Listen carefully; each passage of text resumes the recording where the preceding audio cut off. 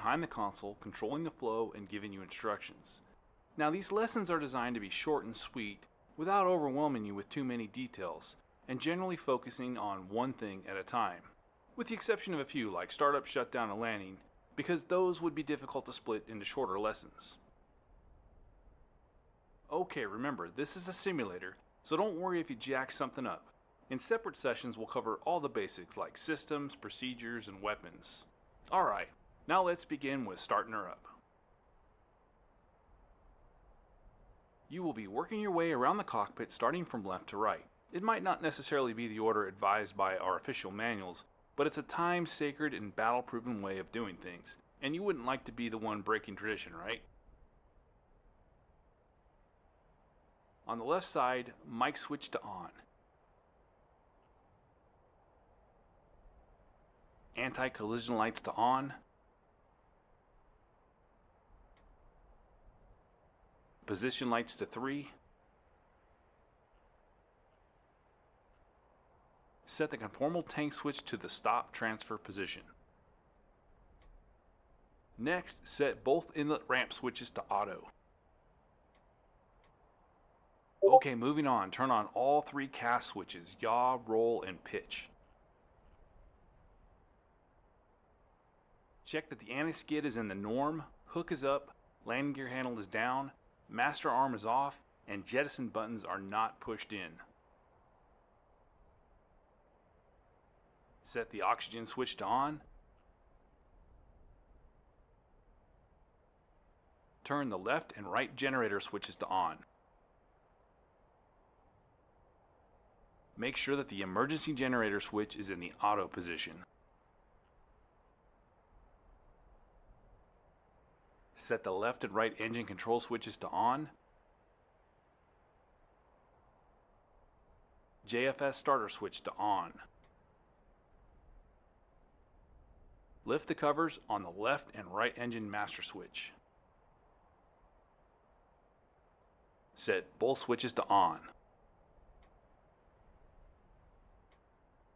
Place the covers back down. Set the ECS switch to auto. Without it, your avionics won't get any cooling and may shut down or even get damaged. Make sure that the bleed valves are set to both.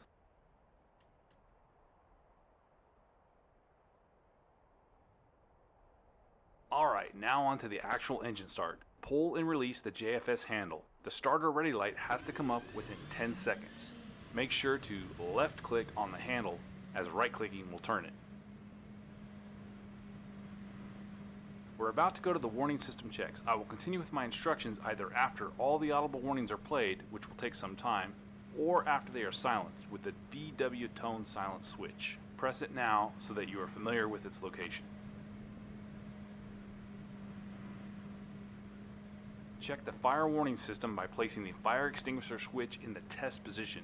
Warning, AMAD fire light should come fire. on and an audible warning Warning, should be heard. AMAD, fire.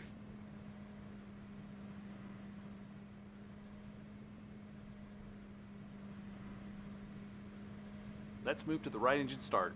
Raise and release the finger lift on the right throttle. Wait for the engine monitor to come online, which will happen at around 15% RPM. Observe the engine indications and wait for it to stabilize at around 26%. Check the fire warning system again by placing the fire extinguisher switch in the test position. This time AMAD and both engine fire lights Warning, should come on. AMAD, fire. Warning, AMAD, fire. Warning, engine, fire, left. Warning, engine, fire, left. Warning, engine, fire, right. Warning, engine, fire, right.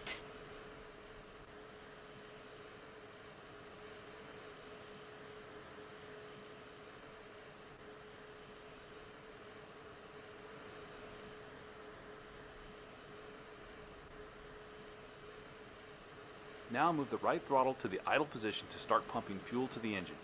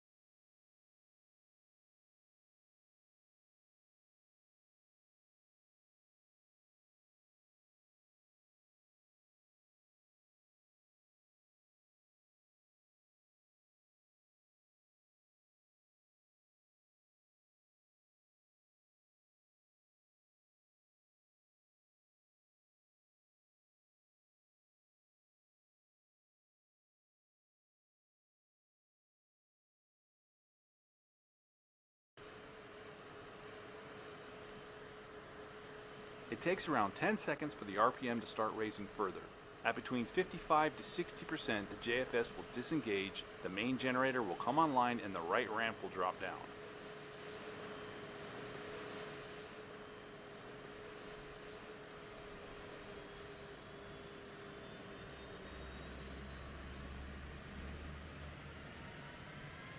You should once again check the fire warning system by pressing the fire Warning, extinguisher switch AMAD, down. fire. All Warning, warning lights should now be AMAD, on, fire. including the right Warning, and left burn engine, through. fire, left. Warning, engine, fire, left. Warning, engine, fire, right. Warning, engine, fire, right. Low altitude, low altitude.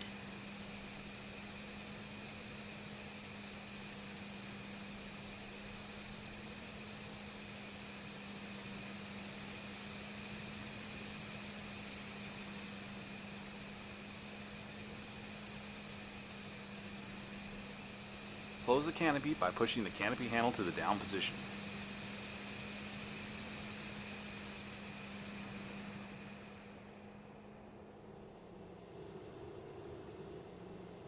Now lock it by pushing the handle fully forward. Now it's time to start the left engine. Raise and release the finger lift on the left throttle. Again, watch the engine indications. When RPM reaches 26%, push the left throttle to idle.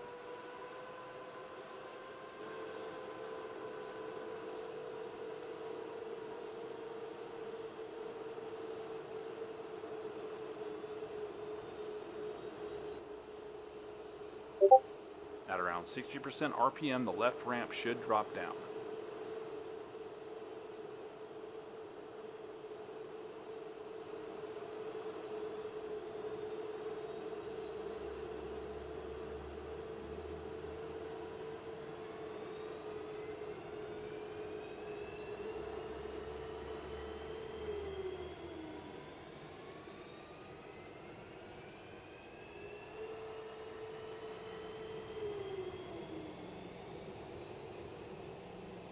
Turn on the UFC by rotating the brightness knob clockwise.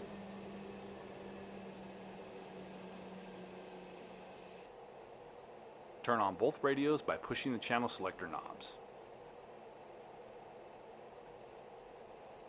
Turn on both MPDs and the MPCD.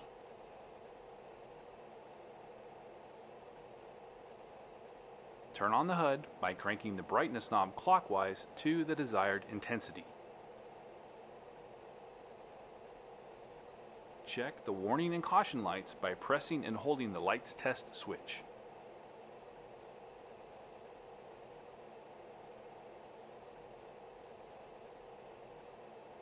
Let's move to the sensors panel now. Set the radar altimeter to on.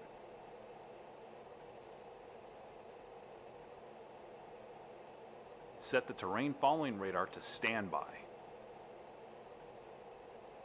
Set the radar knob to on. Turn on the nav FLIR switch. Set the INS alignment knob to GC Align. A GC No Taxi legend is now displayed on the HUD. The alignment process should take around 4 minutes. Let's set up the remaining lights. Vertical tail floodlight to on, and formation lights to 3.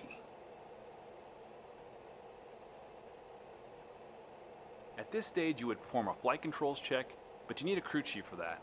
We won't go ahead and pretend we have one since this is a sim, but I do encourage you to watch Not-So's startup video on the Razbam channel to see how it should work. This is also a good moment to set up your screens and PAX programs, but both things will be covered by a separate training lesson. Okay, we're almost ready. Set the conformal tank switch back to transfer. Set the fuel knob to conformal tank's position.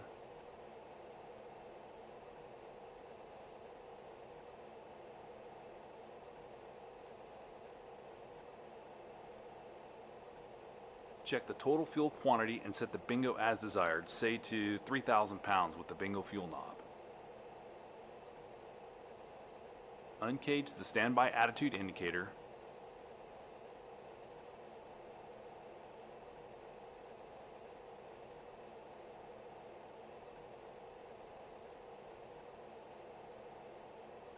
Normally you would also set the altimeter to the airfield elevation using the knob. Remember that standard setting is 2992, and you should set that whenever you pass the transition altitude in a specific FAA or ICAO region that you're operating in. Alright, check that the GC OK is displayed on the HUD, and if it is, turn the INS knob to nav.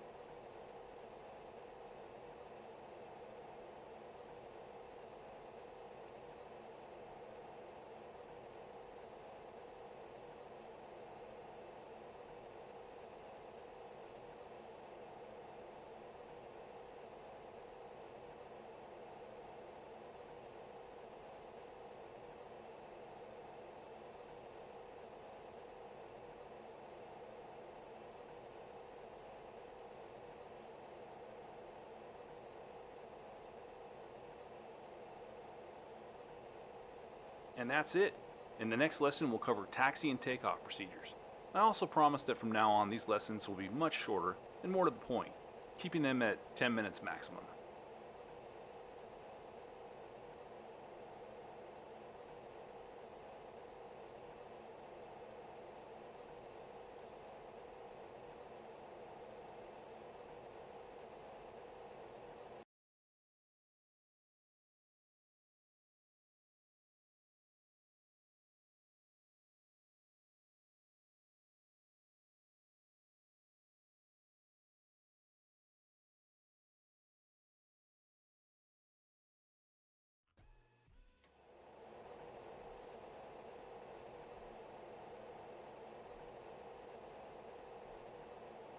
Welcome back. Please wait for the mission to load properly. Today you will practice taxiing, taking off, and climbing in the F15e. no, I don't mean climbing into the Strike Eagle, but rather getting to the desired altitude as efficiently as possible. I've loaded the mission with the aircraft hot on the parking spot and ready for taxi. Okay, first release the parking brake.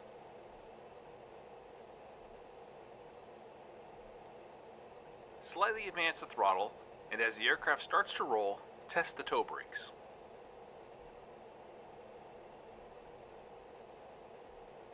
Now, advance the throttle again, and as the aircraft starts rolling, steer left and right to check the nose wheel steering. Then stop again. Check all the warning and caution lights.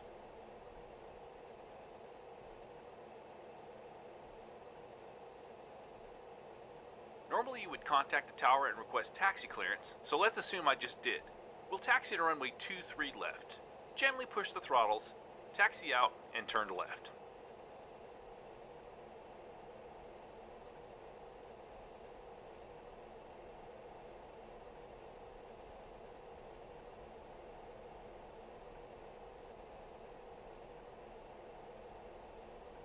You can increase your turn rate by pressing and holding the nose wheel steering button on the stick. Try it now if you want.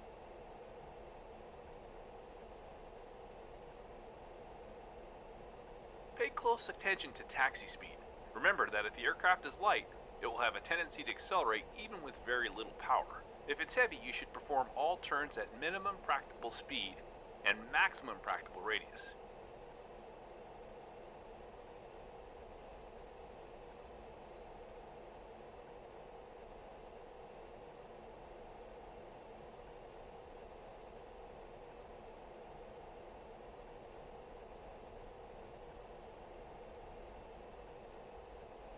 Okay, stop here. Now re-engage the parking brake.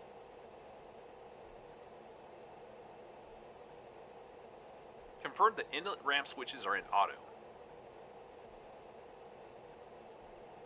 Check that the ejection control safety lever is armed. Check for free and correct flight control movements.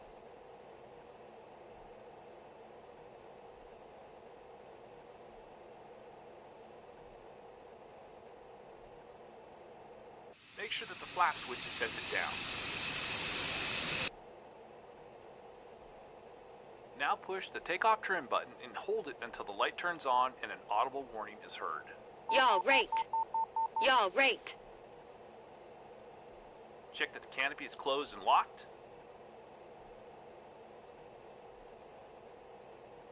Now turn on the radar by placing the knob in the on position. Set the pitot and engine heat switches as required. If you don't expect icing conditions, you can leave the engine heat off.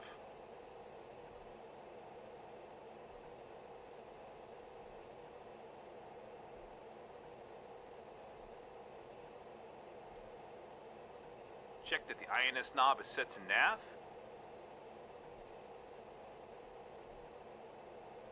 Landing light on.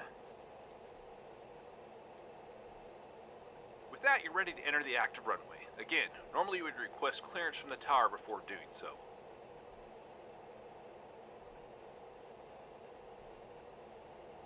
Release the parking brake. Enter the runway and try and line up down the center line.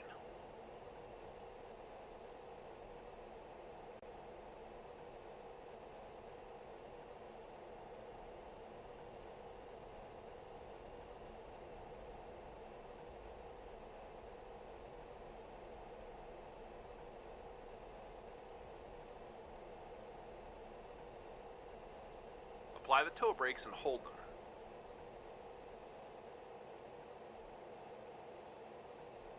And this is why you should never skip leg day at the gym. Advance the throttles to 82% and check the instrument and warning caution lights. Also, verify the engine monitor display and check that the FTIT and oil pressure rise above idle. Fuel flow is above 4,000 pounds per hour and nozzle position is around 20% open.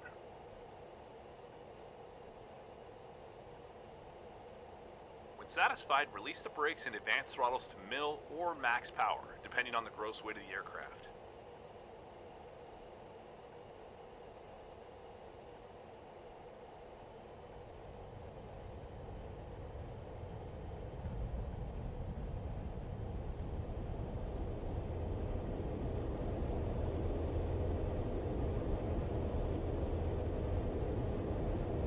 As you reach rotation speed, right about now, gently pull the stick until the W symbol on the HUD intercepts the 10-degree line on the pitch ladder. If the nose wants to go up, trim it down until you're happy. Raise your gear.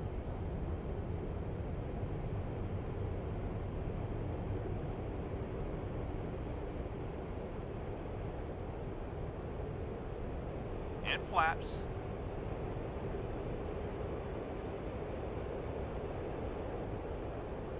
Climb out keeping 350 knots indicated airspeed until you reach 0.90 Mach in mill power. Then keep 0.90 Mach until you reach the cruise altitude.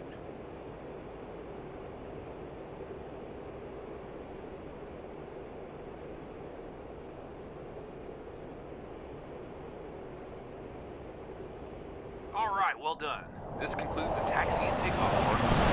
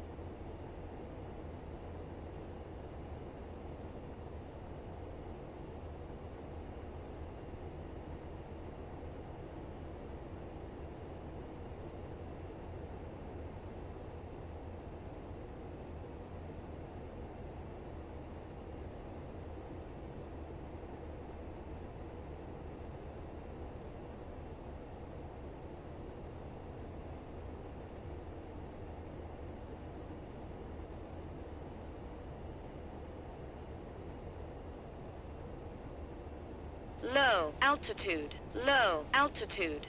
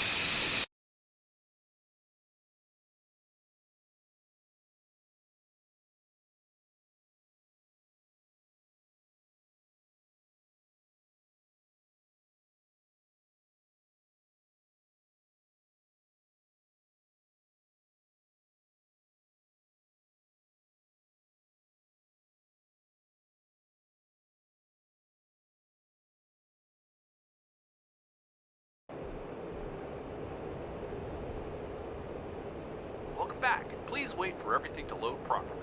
I have paused the simulation so you can fully focus on the task at hand. Today we will learn how to take command of displays in the front cockpit. Give me a second to set everything up properly for you.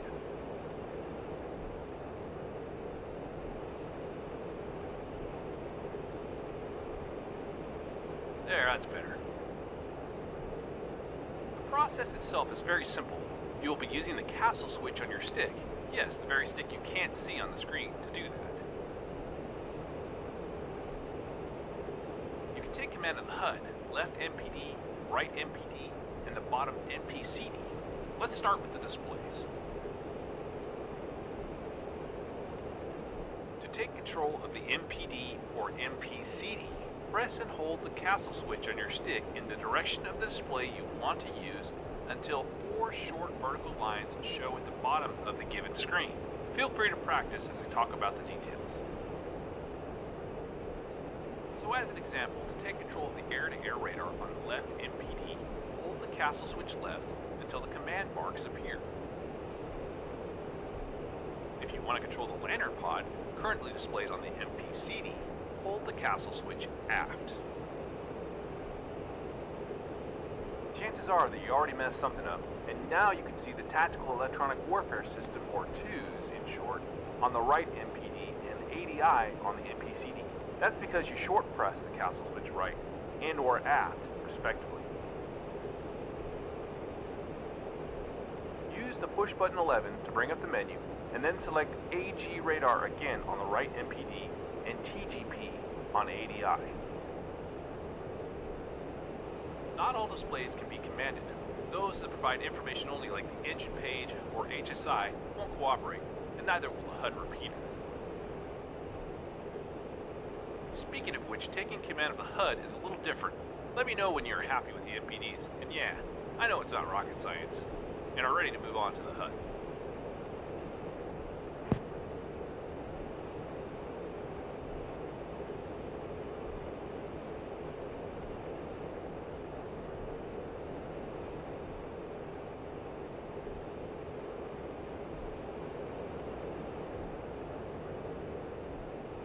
Alright, so to take command of the HUD, you have to first press the castle switch down.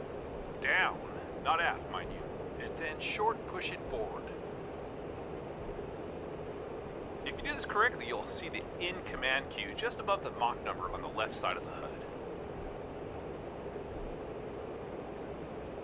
don't, you'll notice that you're changing the master mode between air-to-air and air-to-ground, because this is what happens when you just push the castle switch forward without properly pressing it down first. It all seems straightforward, but takes some time getting used to, so go ahead and practice. In the next lesson, we will go a bit deeper into the displays and learn how to program them and set them up for various master modes.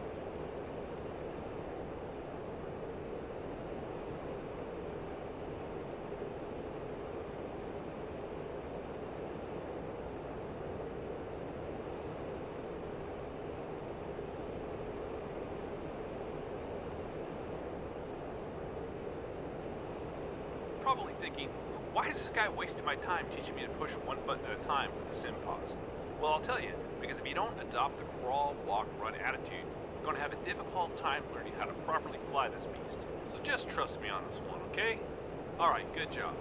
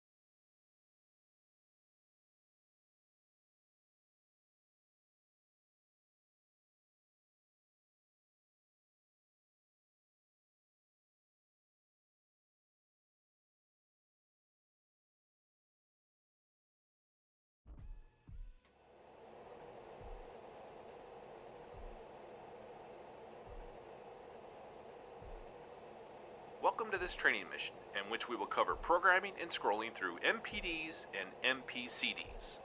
Please wait for everything to load properly. A very handy feature of the Strike Eagle is the ability to program all of the displays, which will allow you to switch through them with a flick of a finger, literally. On top of that, you can set them up specifically for each master mode, but we'll cover that in a different lesson. Let's say we want to have navigation-related data on the left MPD. Go ahead and press push button 11 to access the menu 1 page. To program the displays, you have to box the program legend above push button 6. Press it now. With program boxed, you can choose 3 displays across all 3 menus and set them up in any order you like. Except, since I'm the instructor today, we're going to set them up the way I like. Anyway, to do so, simply press the push buttons next to the displays you want to program. Select HSI as your first screen with push button 3.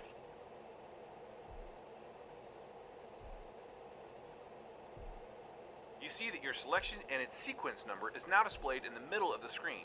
Next, select 2s with push button 13.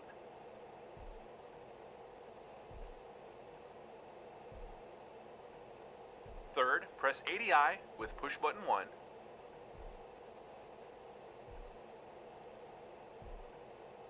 On second thought, T's is not that useful for navigation. Fortunately, it's very easy to deselect any of the screens. Just press their respective push button once again. 13 in this case. Do it now.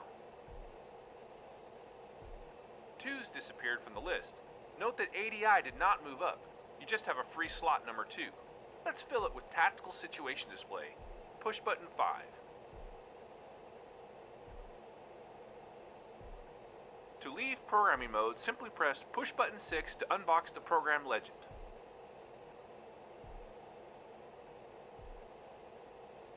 Good. Now let's move to the right MPD, where we will set up our radars and weapons. Press push button 11 to bring up the menu. Now press push button 6 to enter programming mode.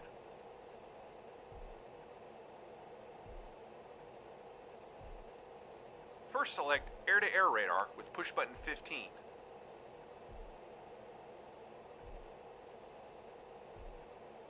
Next select air-to-ground radar with push button 14.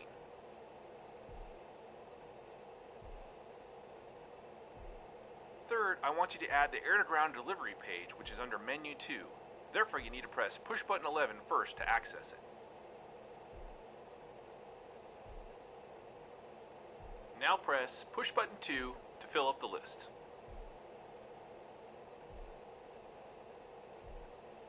Good. Deselect program with push button 6.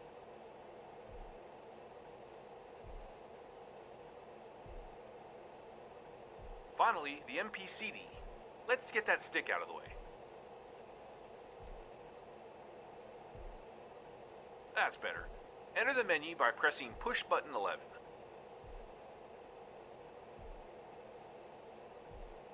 Now enable programming with push button 6.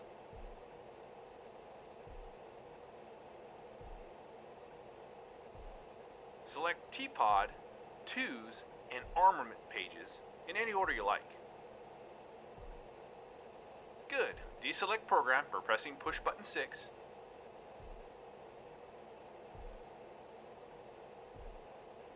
Now let's move on to the last part of this lesson, where we talk about scrolling through programmed displays. You do this by short pressing the castle switch towards the display you want to change. For the left MPD, each actuation of the castle switch left will move you through your program displays in sequence from 1 to 3 and then back to 1. Try it now.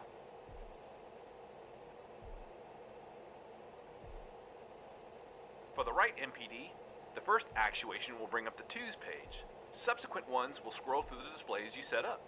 Note that if there's a pause longer than 5 seconds between presses, the next one will bring up the 2's page again.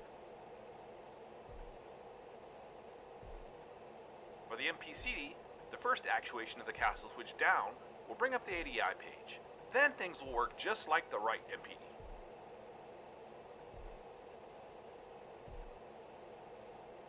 Very good. That's it for this lesson. Setting up the displays the way you want them in both the front and the back seat, which we'll cover in another lesson, reduces the workload and makes it easier for you to stay in front of the jet when things start getting dicey out there.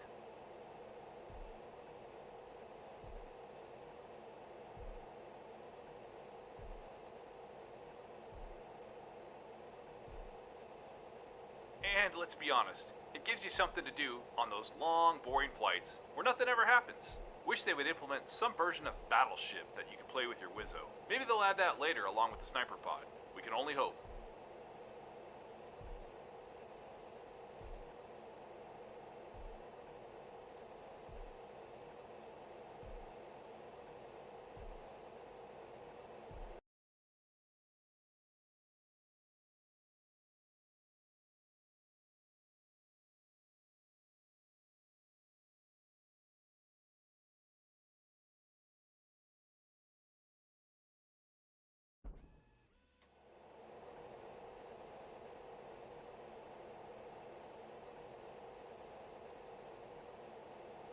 this short training mission in which you will learn how to assign your multi-purpose displays to one of the three master modes: air-to-air, air-to-ground, and nav. Being in the correct master mode is necessary to be able to use some of the jet's functions, but what we're about to learn today is just a handy shortcut to make your office much tidier and your work much more efficient. Let me first prepare everything, then we'll talk about how to set up your displays, and finally, how to use them in practice. In order to program the displays to specific master modes, you first have to program 3 pages for each display, just like we did in the previous lesson. Give me a second to do just that. Once I'm ready, we'll move on.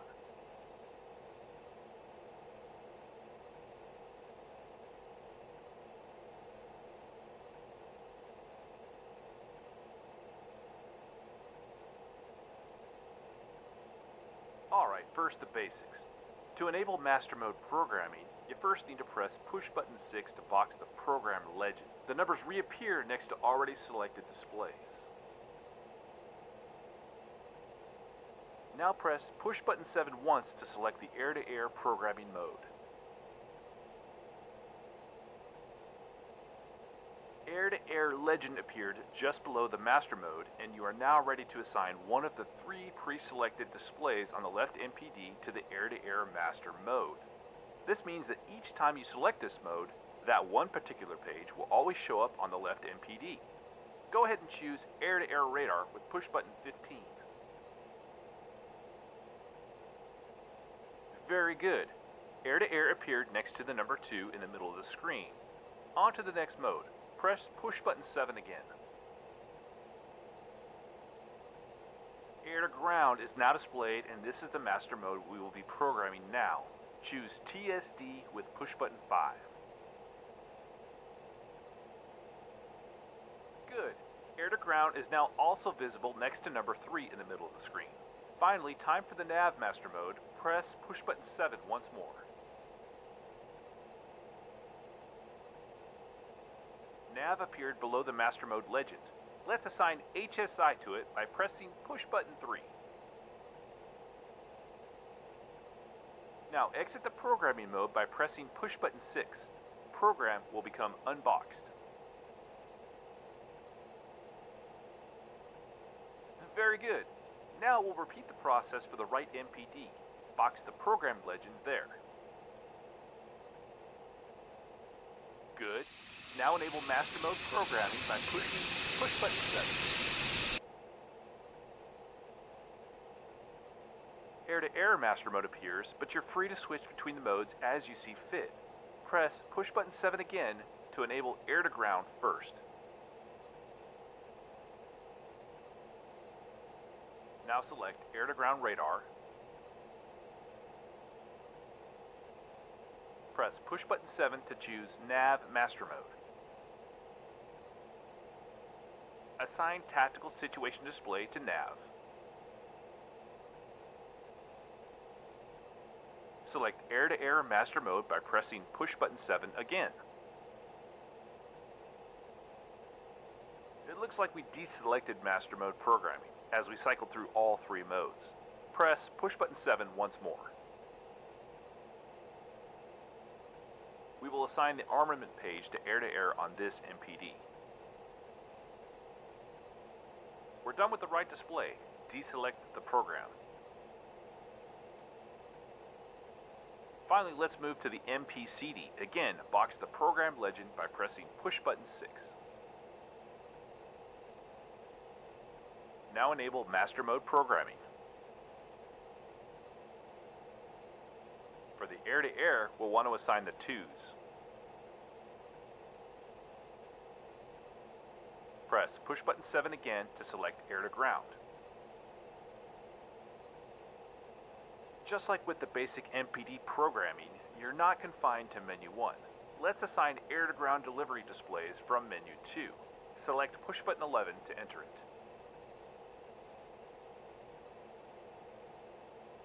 Now press push button 2 to program air-to-ground delivery under air-to-ground master mode.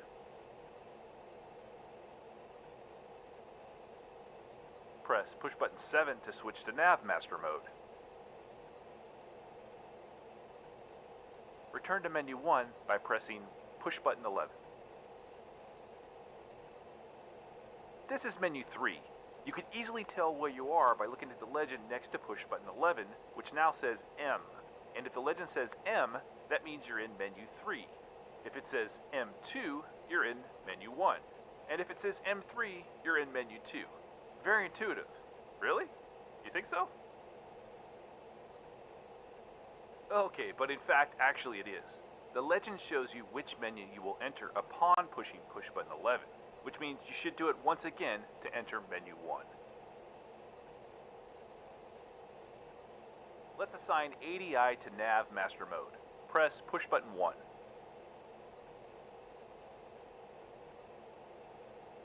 Deselect programming with push button 6. Okay, on to the grand finale. Time to reap the fruit of all the hard work of pressing those push buttons. Go ahead and select the air-to-ground master mode.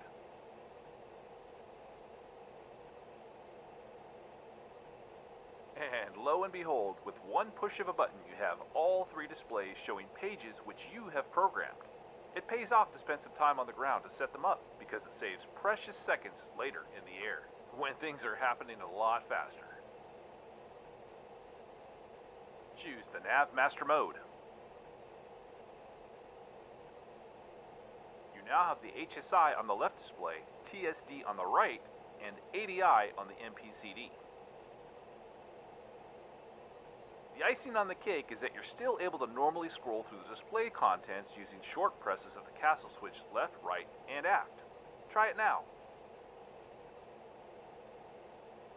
Okay, enough of that. Now select the air-to-air master mode. You're back to the pre-programmed view again.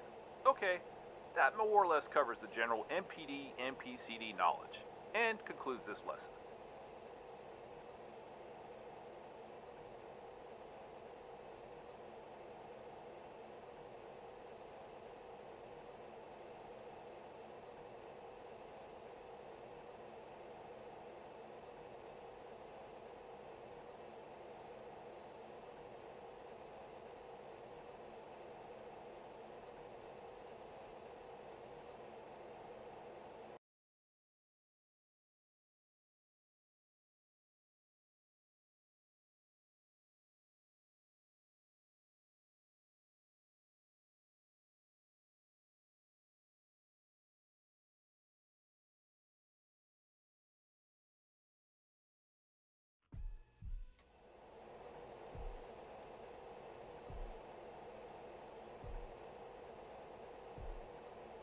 Alright, welcome to this training mission. Please wait for everything to load correctly. This time, we will look at the radios in the F15e Strike Eagle and how to use them properly. I assume by now you've read the relevant parts of the manual, so we won't be talking about the capabilities of the radios or their frequency ranges. Now, before we proceed, I also strongly suggest that you map the HOTUS mic forward and the HOTUS mic aft switches. These will be used to transmit and receive on the pry, left radio in the forward position, and the aux, the right radio in the aft position. Let me know when you have that done.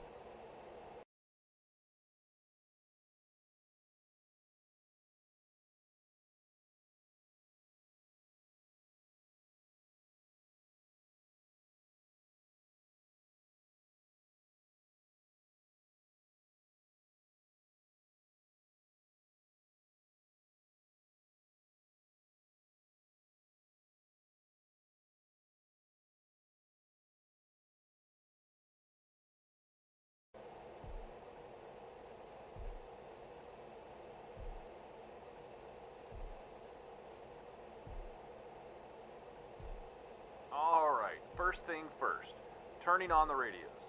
The status of the radios is displayed next to push button 5 and 6. You should currently see an off indication there. There are several ways to turn on the radios.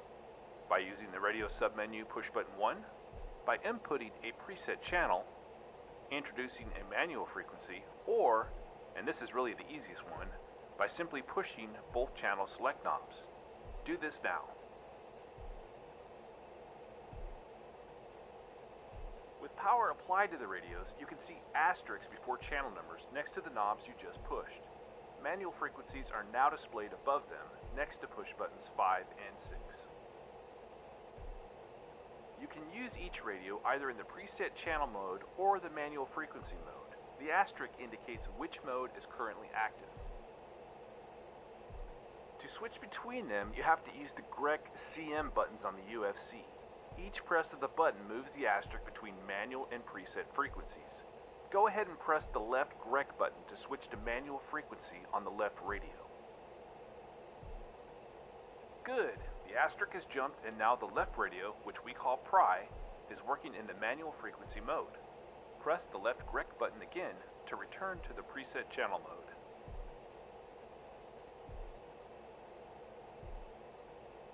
Turning the channel selector knob is the easiest way to jump from one channel to another, especially if they're close, as an example going from channel 1 to channel 3.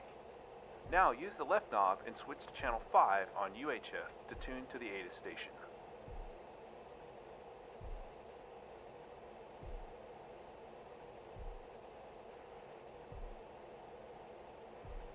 Acknowledge receipt of information uniform. Good. You can increase and decrease the volume using the smaller volume knob. Go ahead and completely silence the ATIS for the time being. Winds 315 at 12. Visibility greater than 10 miles. Another handy way of switching between channels is entering the desired number on the scratch pad and then pressing the respective channel selector knob. Let's switch to channel 10 on aux, so the right radio, press 1 on the UFC. Now press 0,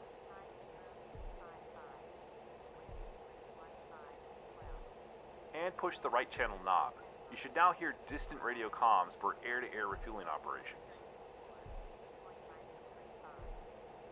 Good. There will be moments during the missions when you will be called to switch to a frequency which was not pre-programmed on the ground and requires a manual input. Actually, it will happen quite often knowing Baltic Dragon. All the time, really. To enter a manual frequency, simply type it on the UFC. The decimals are not required. And press push button 5 for the left radio or 6 for the right one. Let's try with the simple 251 for the aux radio. Press 2 on the UFC, followed by 5, and then, you guessed it, 1. And now press push button 6.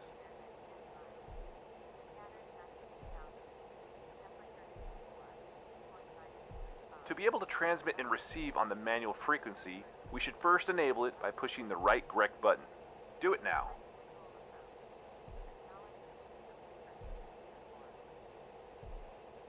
Hey, it's Wags. Anyway, let's continue with the lesson. For now, turn down the volume on the aux radio.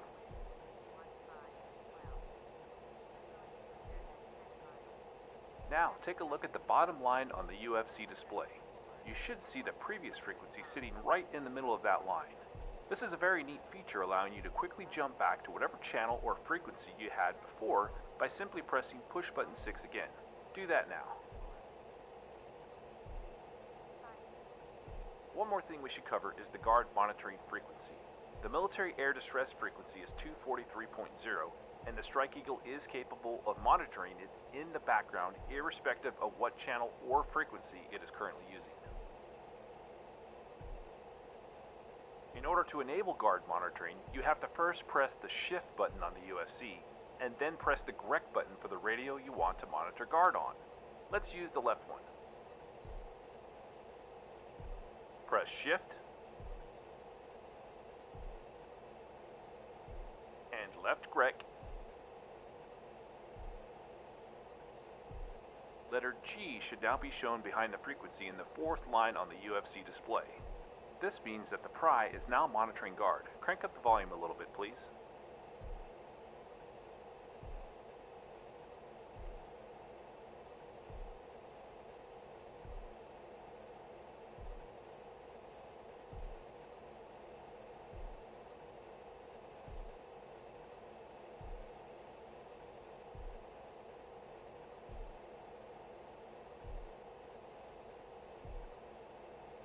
Whatever. To disable guard monitoring, follow exactly the same procedure. One last thing we should cover briefly is the dedicated radio menu. They are different for both radios, but for now there's only one important thing you should learn, and that is for the aux. To enter the radio submenu, the scratch pad needs to be clean. Just to be on the safe side, press the clear button twice. Chances are that everything went black on the UFC, so press the menu button once to bring it back. Now press push button 6 to enter the aux radio submenu. You can check what most of the options do, or don't do in the manual. Frankly, most of them don't do anything important, but one important feature here is the ability to switch from the alpha mic frequency to the Fox mic frequency. To do this, press the push button 9 where it says Man AM. It should now say Man-FM. We will now type in the frequency, and remember that for aux in FM mode, you need to use the decimals. Press 3.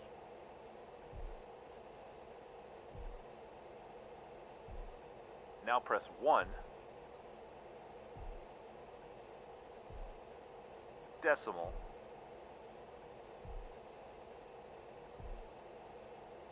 2. And press push button 6 to introduce the manual FM frequency. Good. Crank up the volume a little bit, please.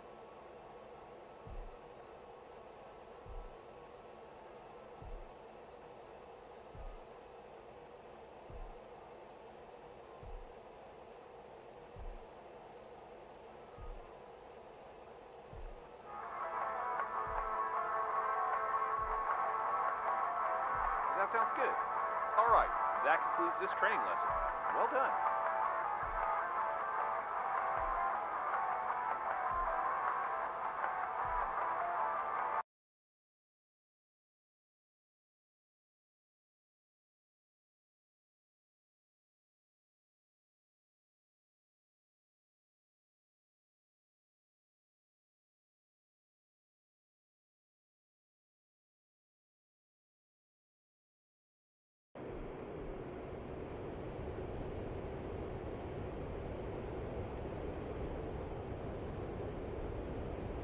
Welcome to this training mission, in which we will talk about the basics of navigation in the F15e.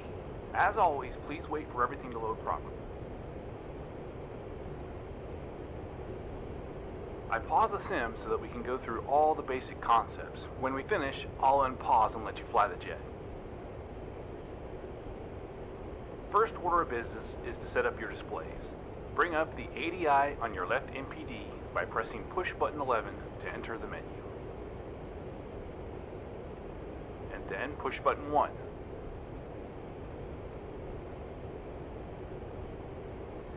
On the right MPD, set up your HSI by pressing push button 11.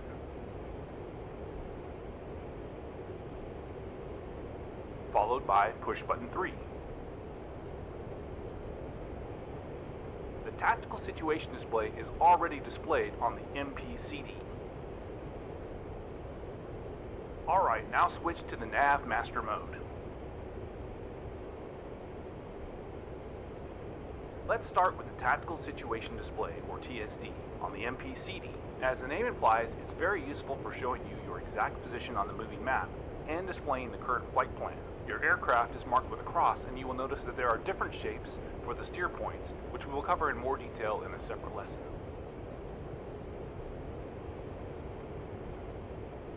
ADI, or the Attitude Director Indicator on the left MPD, is your artificial horizon, which also duplicates some of the data shown on your HUD, like the heading scale and the command book at the top. The Horizontal Situation Indicator, or HSI, on the right MPD, is the main display used for navigation. It also allows the aircrew to switch between different steering mode, which is selected by pressing push button 10. Just above it you can see the nav data block, which displays your currently selected steer point, bearing and distance to it in nautical miles, as well as time to go marked with an E, or estimated time of arrival marked with A. The currently selected steer point, 1 alpha in this case, is visible on the screen provided that it is within the display range shown between PB16 and 17. Our nav data block tells us that steer point 1A is 57 nautical miles away, so we need to increase the range by pressing PB16. Do it now.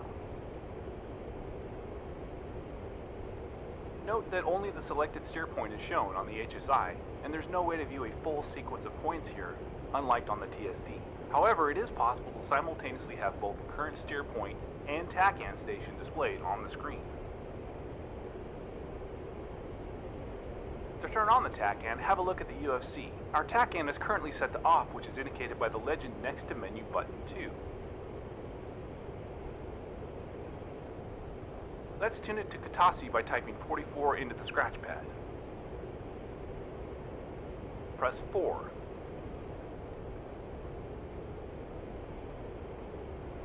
And 4 once again.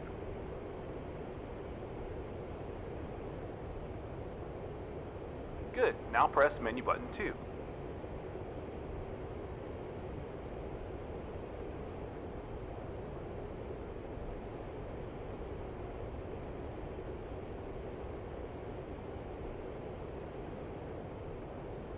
The TACAN symbol should have appeared on the HSI about your 1 o'clock.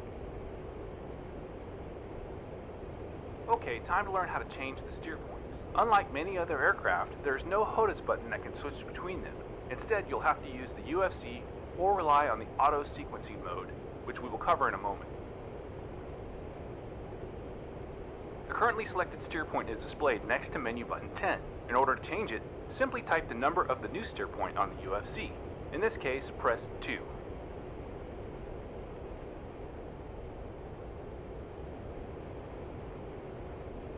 Well done.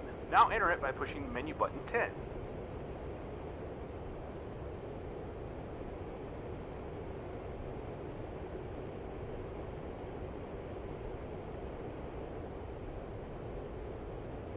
Steer point number 2 is now visible on the HSI, or rather, would be visible, but the range scale is set too high and it sits on top of the TACAN symbol. Press push button 17 3 times to bring the scale down all the way to 10 nautical miles.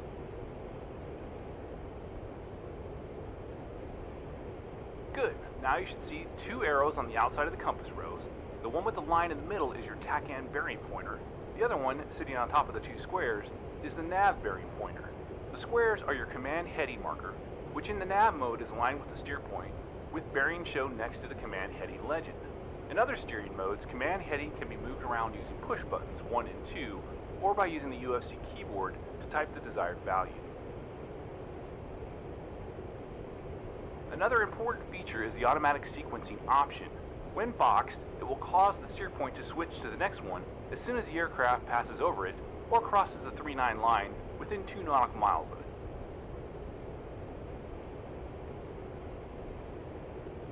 Let's see how it works in practice. In a moment, I'll unpause the sim. We'll fly towards the TACAN station, but without selecting it as our nav source. In other words, keep the nav mode boxed. Ready?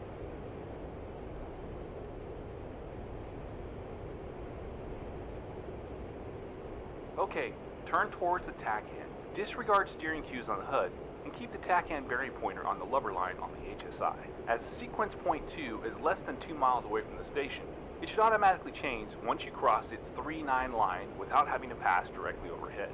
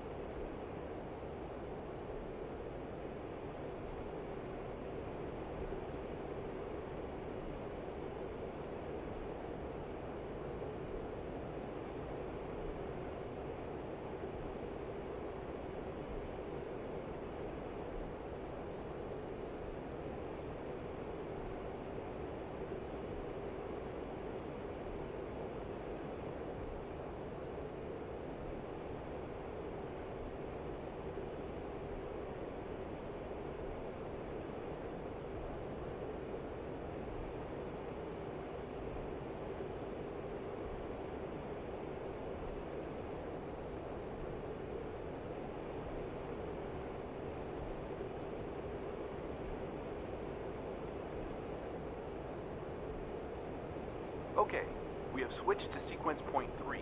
Now have a look at the TSD. You'll note that it's marked with a square and not with a circle, as was the case with previous points. That's because waypoint 4 is a target point, indicated by a triangle, which makes the waypoint immediately before it an ingress point, denoted by a square. Last thing I want to cover in this introduction is selecting target points as your current steer point. Target points are denoted by a number followed by a dot, and this is what you have to type on the UFC keyboard. Press 4, followed by a dot, and now push menu button 10. Good. I know I said this will be the last thing, but let's have a quick look at the UFC options before we finish. You're now looking at menu 1, but the most important ones for navigation are data 1 and data 2, accessed using the, you guessed it, data button. Press it once. This is the data 1 menu, which provides you with a lot of interesting information and options. The first one is the distance and bearing to the currently selected sequence point, mirroring the information displayed in the nav block on the HUD and the HSI. Next is your estimated time of arrival, which you can easily change in estimated time en route by pressing menu button 2. Try it now.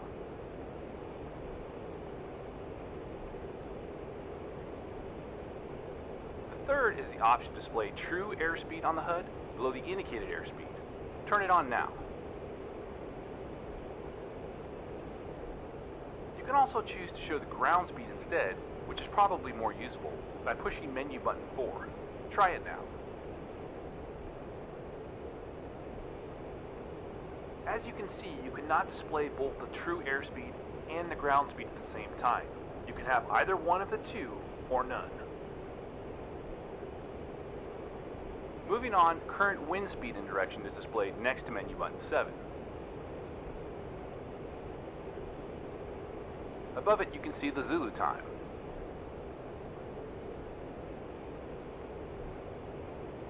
Moving up is your radar altitude. Pressing menu button 9 allows you to display it on the HUD. Do it now. Finally, the currently selected steer point. When you press it, you'll enter a sequence point submenu. What are you waiting for? Good. This submenu offers you detailed information about the current and any other sequence points you choose. It also allows you to add new sequence points, change existing ones, and even go deeper and open several other submenus, which we'll cover in a separate lesson. And that's it for today. We really only scratched the surface of all you need to know about navigation in this lesson, but it should be enough to get you going, especially if you have a competent Wizzo in the back seat guiding you along.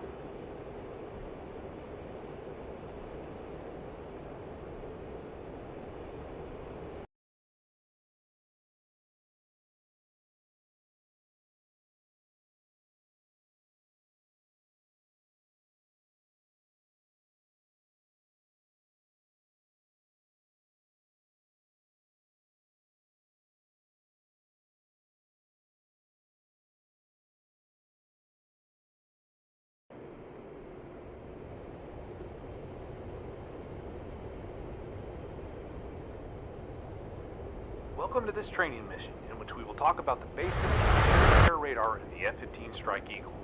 Please wait for the mission to load properly. I'm not going to waste your time with a technical description for all of the data on the AN APG-70 radar and its capabilities. You can find all that in the manual. Instead, let's jump directly into the jet and learn the most important aspects of the radar in the air-to-air mode. You can see that the air-to-air radar screen is already displayed on the left MPD. You should also see two contacts, likely denoted by a triangle, at roughly 40 and 25 nautical miles respectively off your nose. You can easily tell the distance to a contact at a glance by referencing the currently selected radar scale, in this case 80 miles, as indicated by the number in the top right corner and the horizontal lines on the display. Each of them equals a quarter of the selected scale. Therefore, for 80 miles, they'll show 20, 40, and 60 miles respectively, going from the bottom to the top. To change the scale, you'll use the TDC controller on your throttle, which allows you to move the target acquisition symbol currently sitting in the middle of the screen. However, to be able to do that, you have to first take command of your radar. Do it now by pressing and holding the castle switch left. Good. You are now in command. To increase or decrease the range, simply move the acquisition symbol to the top or the bottom edge of the screen. Please try it now and let me know when you set the scale to 20 nautical miles.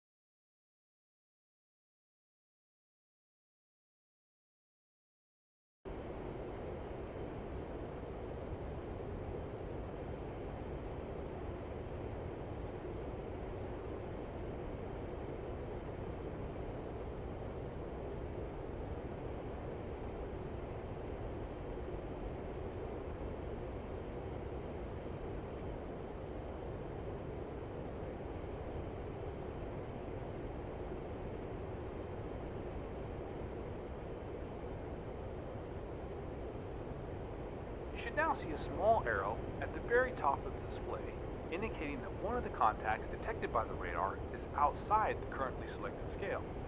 As you move the acquisition symbol around the screen, there are several moving parts we should have a closer look at. In the top left, the two changing numbers are bearing in range in nautical miles from your aircraft to the location of the acquisition symbol.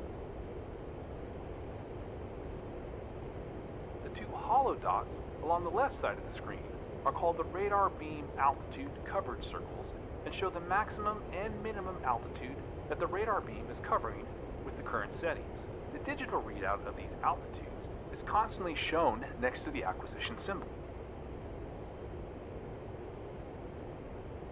You will notice that the further away you move the acquisition symbol from your jet, the higher the coverage, and vice versa. But while the distance is an important factor here, there are at least two other things that play an even greater role, which are the number of bars and elevation of the antenna. The number of bars can be set to 1, 2, 4, 6, or 8 using push button 2. As you increase this number, you'll notice that the antenna elevation scale, the two hollow dots, get further away from one another, thus allowing for greater vertical coverage. The downside, however, is it takes longer for the radar to complete a full sweep. Antenna elevation can be changed using the wheel on the throttle. Move it up and down and see how the values for minimum and maximum coverage change. The green elevation caret on the left side of the screen shows the angle at which the antenna is currently pointing. Go ahead and play with the elevation and number of bars for a while.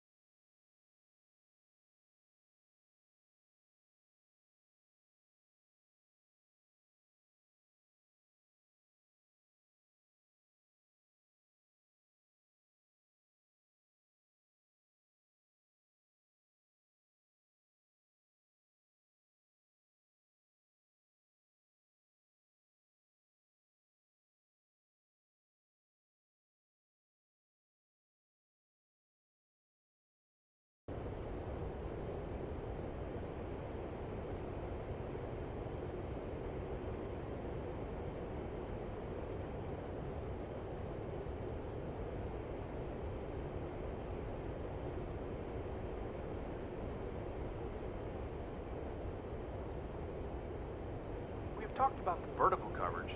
Now let's have a quick look at how wide the normal beam is. In normal mode, it covers 120 degrees in front of the aircraft, but it's possible to narrow it down to 60 degrees using a method called azimuth bumping. To azimuth bump, simply move the acquisition symbol to the left or the right edge of the screen. You notice that the two dots at the bottom of the display are closer and can be moved left and right using the TDC. Note that it only works in SRM and MRM modes. Finally, to return to full 120-degree scan, move the TDC once again to the left or right edge of the screen. Take a moment to play with those options.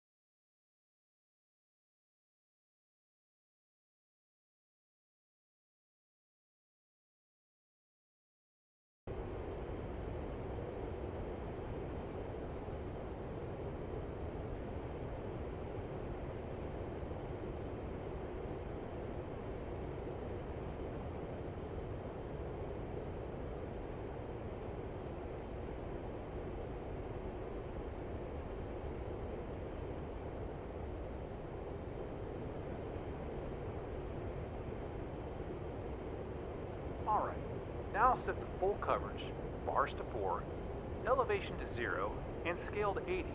Let me know when you're ready to move on.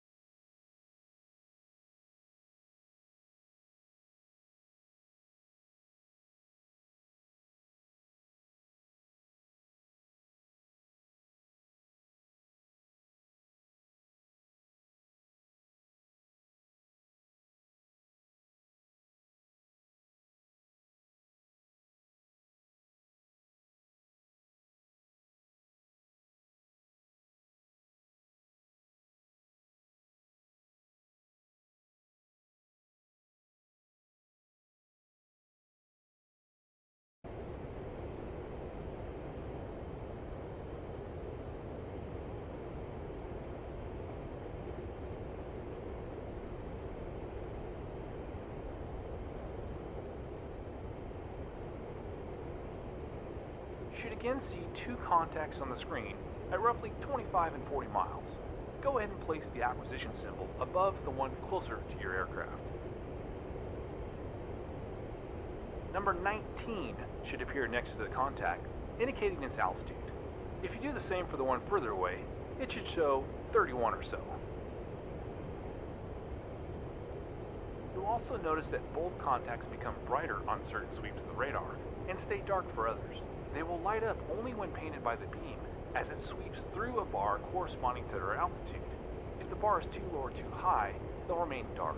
The number of frames dark contact remain on the screen can be changed using push button 3. Go ahead and see how it works.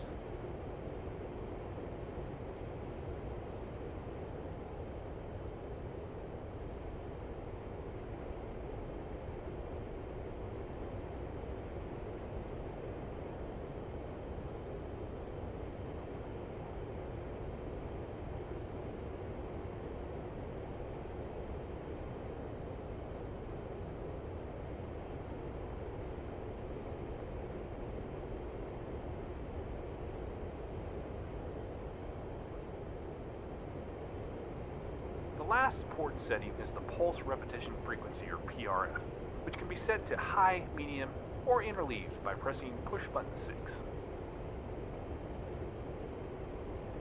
In the simplest possible terms, the high PRF is mainly used for seeing hot, nose-on contacts, whereas medium is best for seeing maneuvering targets or targets that are not nose-on. Interleaved constantly alternates between the two.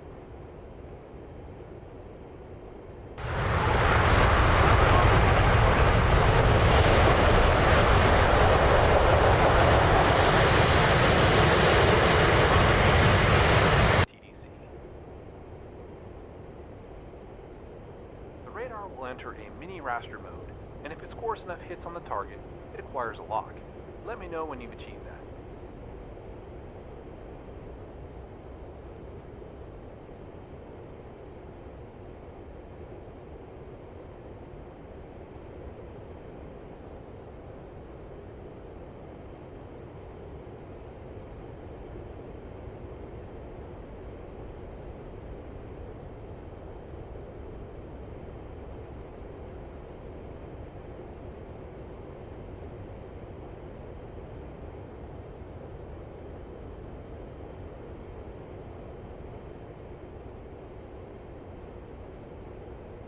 Several new symbols should now be visible on the radar screen and on the HUD.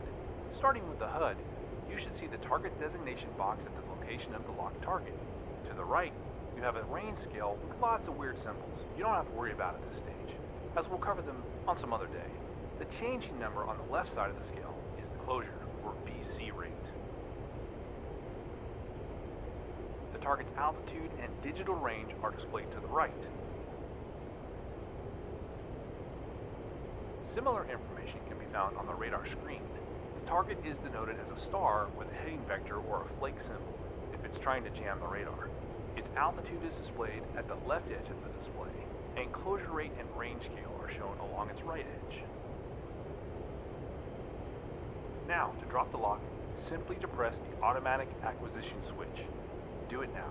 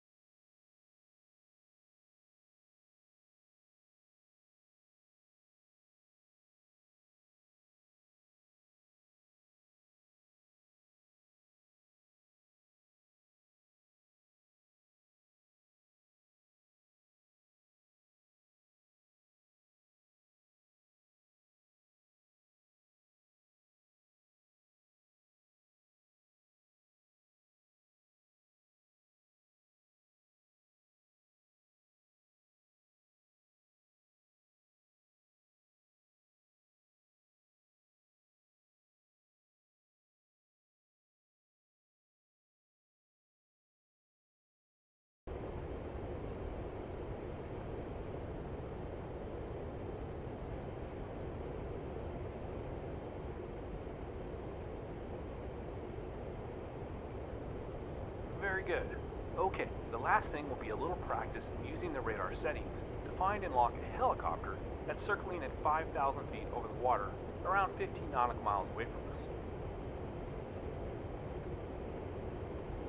Set the bars to 4, scale to 20, and PRF to medium, and position the antenna to cover the minimum altitude of 2,000 feet.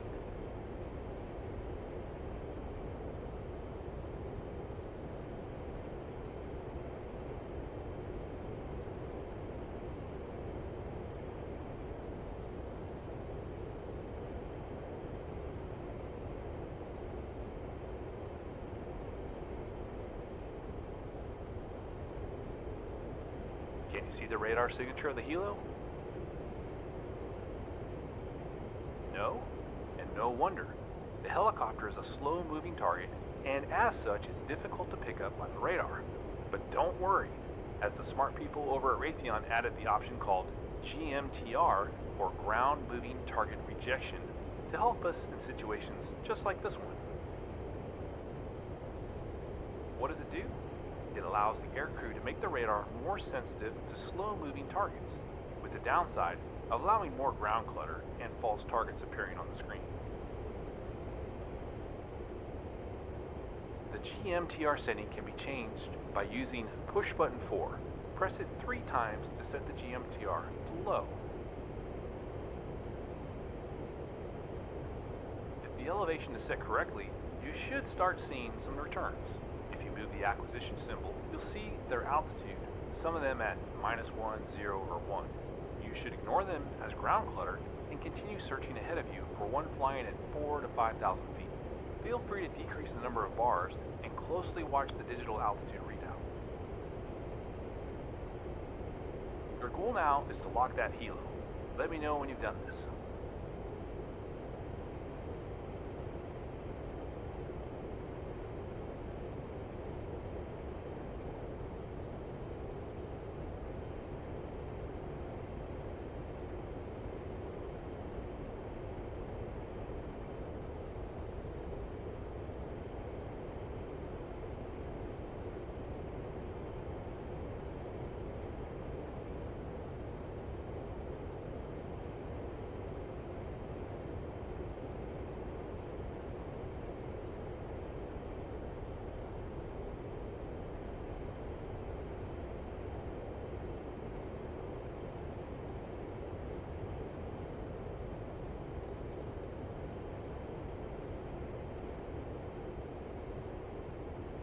well done. I mean, relatively well done, considering you didn't have to fly the jet because the sim was paused. You didn't have 1,000 other things you normally would, but still not bad. Thank God during the real sortie you'll have a Wizzo who will be doing this job for you.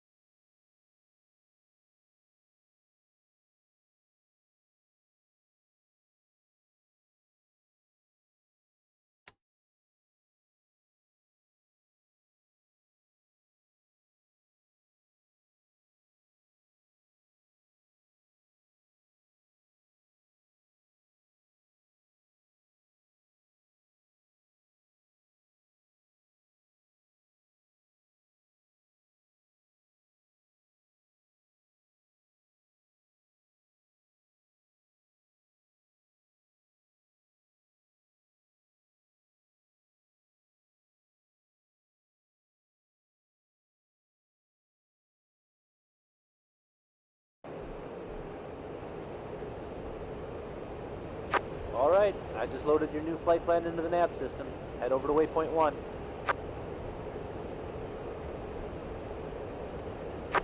Our friends here in Georgia were kind enough to let us fly their low-level route while we're here visiting. Let's show them what we can do. Stay within the corridor. It's about 1 mile either side of the route center line. If you follow the valley, you'll be good.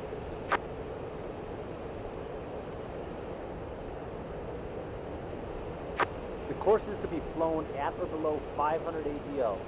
And don't let your speed dip below 450 knots. They do this course in their SU-25, so let's show them how fast a fighter can do it in.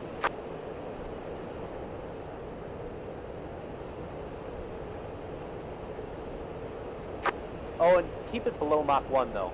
We don't want to spoil their goodwill. Now get set up. I expect good numbers out of you. I'm starting the timer at the valley entrance.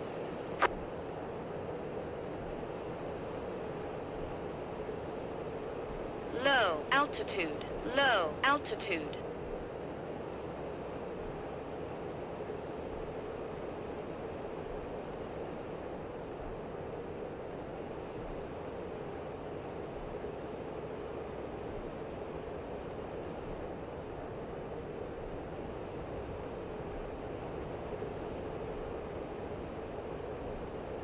Here we go. Clock's running.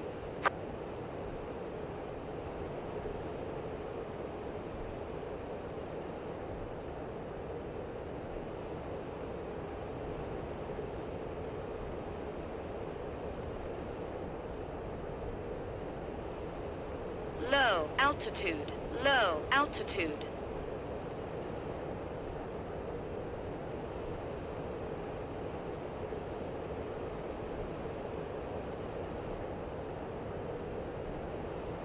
Low altitude, low altitude.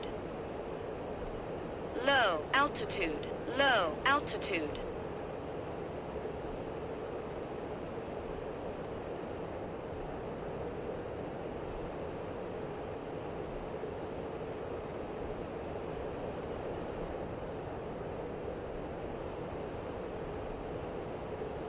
Low altitude, low altitude.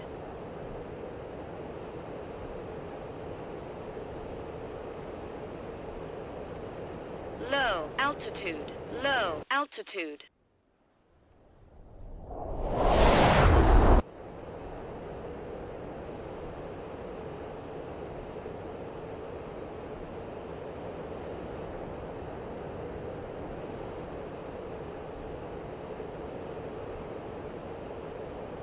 Low altitude, low altitude.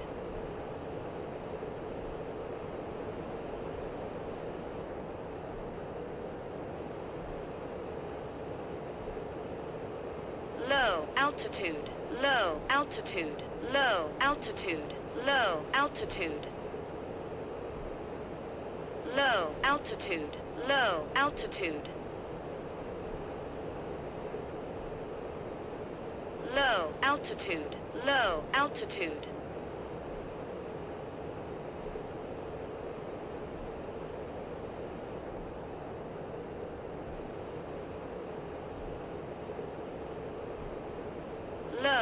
altitude, low altitude. Alright, flat portion coming up. Use waypoint 3 instead of the river. This is the one spot we can push it over Mach 1, so pour it on.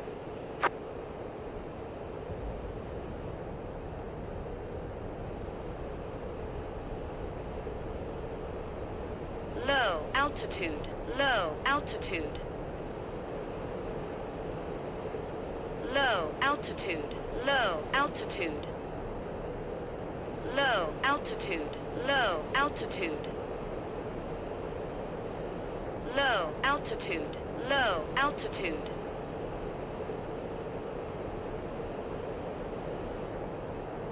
Low altitude, low altitude.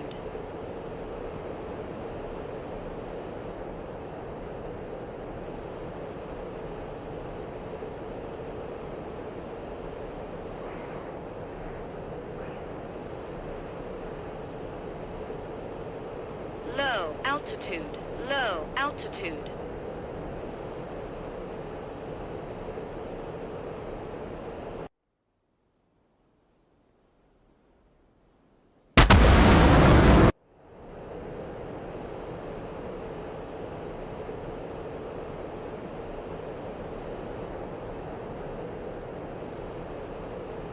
Low altitude, low altitude. Hills coming up. Get back under Mach 1 if you aren't already.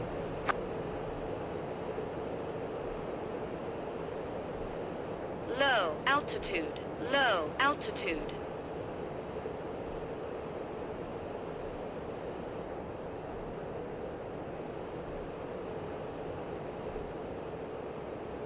Low altitude, low altitude, low altitude, low altitude, low altitude, low altitude.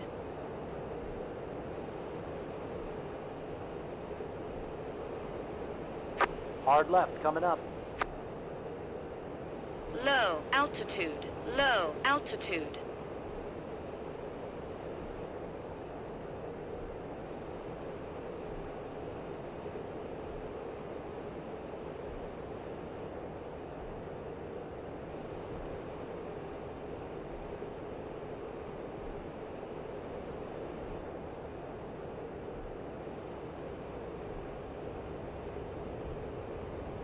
Tricky part coming up. Follow the road to the right the moment we hit waypoint 5. Low altitude, low altitude, low altitude, low altitude.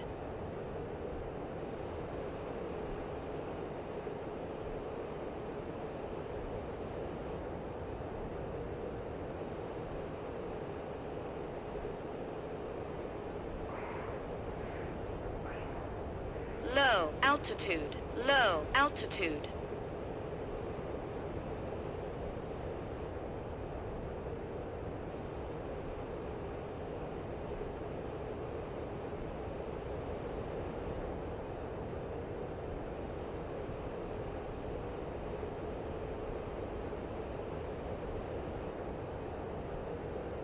Pull up, pull up, pull up, pull up.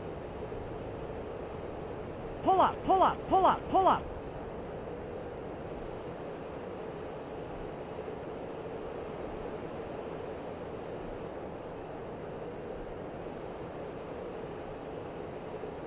Pull up, pull up, pull up, pull up.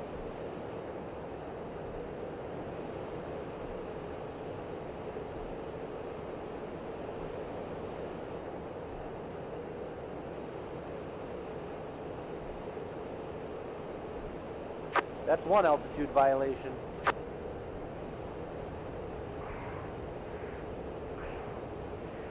Pull up, pull up, pull up, pull up.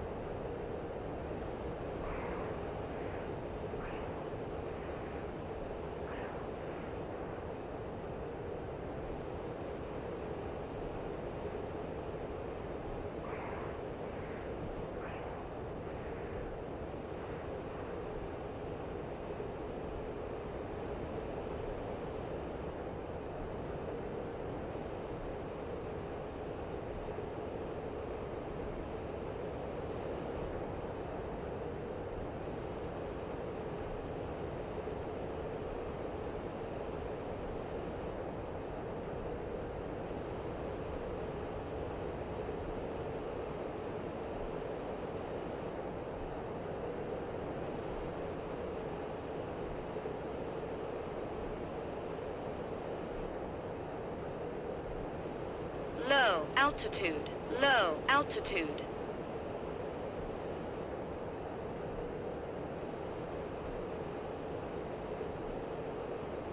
Low altitude, low altitude.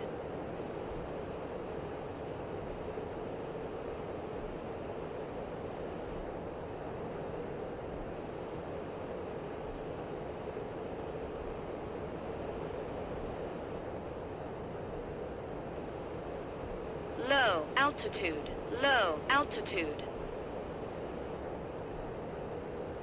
Low altitude, low altitude. Low altitude, low altitude.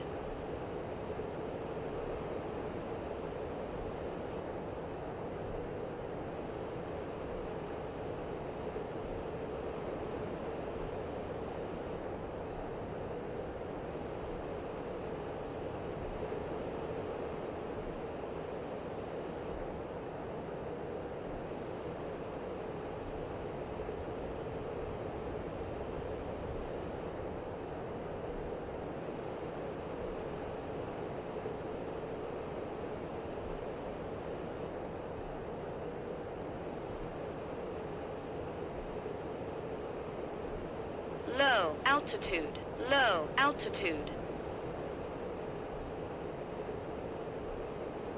Low altitude, low altitude. Low altitude, low altitude, low altitude, low altitude.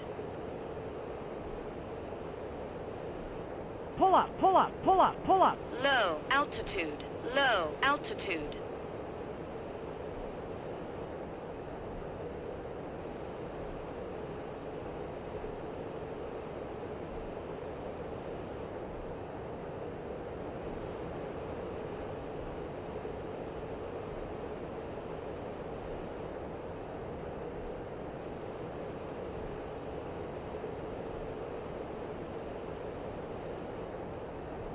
Low altitude, low altitude.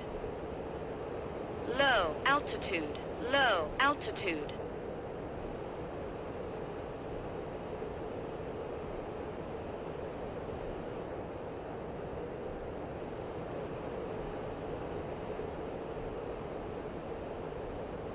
And time. All right, let me see how you did.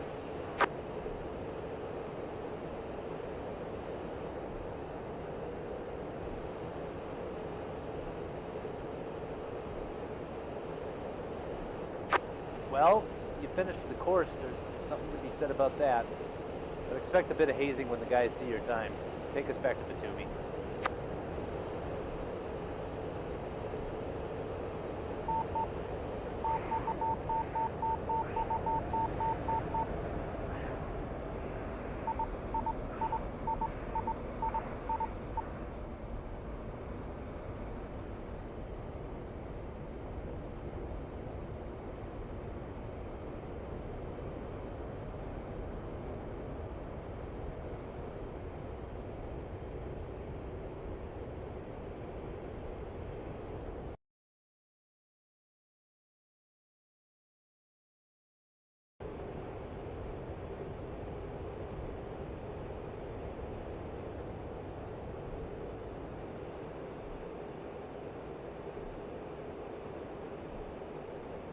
Batumi, Ford 5, inbound.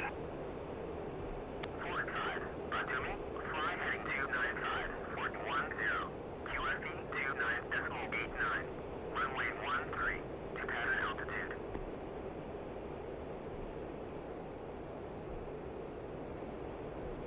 Ford 5, cleared for visual, contact tower.